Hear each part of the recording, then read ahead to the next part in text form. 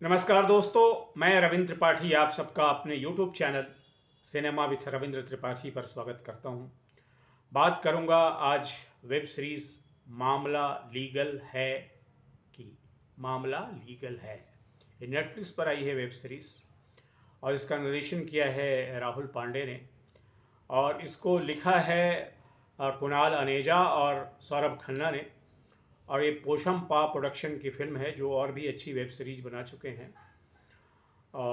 जैसा कि मैंने कहा कि ये लीगलिटी पर आधारित है। इसमें पटपड़गंज कोर्ट, जो दरअसल कोई कोर्ट नहीं है दिल्ली में या तो 30 हज़ारी है या तो पटियाला कोर्ट है या और भी साकेत कोर्ट है, लेकिन चूंकि थोड़ा सा मामला लीगल है इसलिए इसमें थोड़ा फिक्टिशियस कोर्ट का हवाला दिया गया है।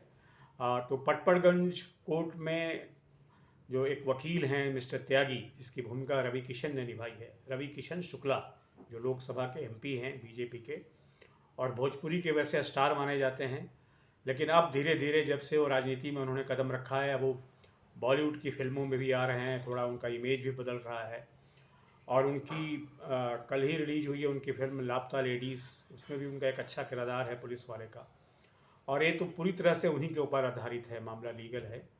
और जो त्यागी जी नाम के वकील की भूमिका उन्होंने निभाई है, वो जो है सो पटपड़गंज कोर्ट के बार एसोसिएशन का अध्यक्ष है, लेकिन साथ ही साथ वो दिल्ली बार एसोसिएशन का चुनाव लड़ना चाहता है, अध्यक्ष बनना चाहता है। तो जैसा कि होता है अक्सर पंचायतों के चुनाव में, नगर निगमों के चुनाव में, चुनाव जीतने के लिए तरह तरह की धांधलेबाजी होती है। तो कैसे वकीलों को पटाया जाता है, कैसे वोट गैदर किया जाए। तो उनके खिलाफ जो वकील हैं, जिसकी भूमिका अपने यशपाल शर्मा ने निभाई है, बहुत अच्छी भूमिका उनकी भी, लेकिन छोटी है, मुख्य भूमिका रवि किशन शुक्ला की ही है। तो चुनाव के दांव पेच है इसमें। साथ ही कुछ और भी ऐसे वाक़े हैं जो दिल्ली में अक्सर लोगों को आमतौर पर दिखते हैं, जिसमें एक होता है बंदरों का। अगर आप नई दिल्ली से वाकिफ़ हैं तो आपको मालूम होगा कि नई दिल्ली में जो सरकारी ऑफिसेस हैं, निर्माण भवन से लेकर उद्योग भवन तक और दिल्ली हाई कोर्ट तक, बंदर उत्पात मचाते रहते हैं। तो उन बंदरों का सामना कैसे किया जाए, उनसे कैसे निपटा जाए।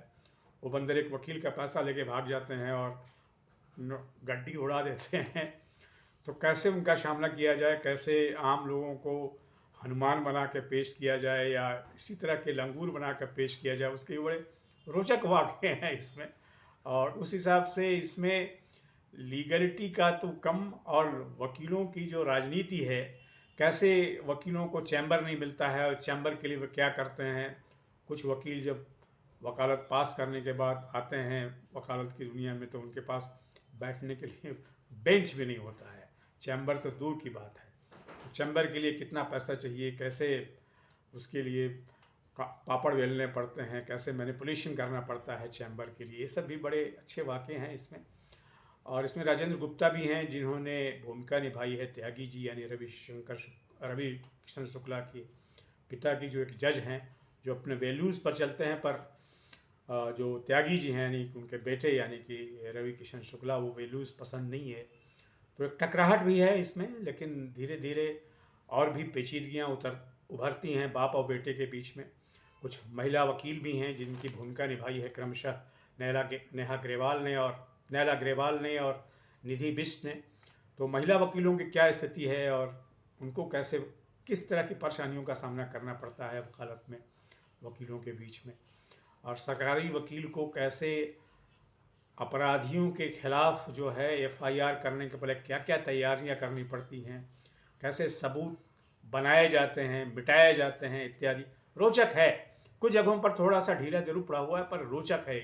और एक ही सांस में आप मामला लीगल है जो देख सकते हैं और आपको आनंद आएगा। मुझे तो अच्छा लगा, बहुत इंटरटेनिंग है। और रवि किशन शुक्ला ने भी बड़ी अच्छी भूमिका निभाई है। अब वो धीरे धीरे एक बॉलीवुड के स्टार तो नहीं बने हैं अभी, पर धीरे धीरे वो उनकी एक जगह बनती जा रही है बॉलीवुड में।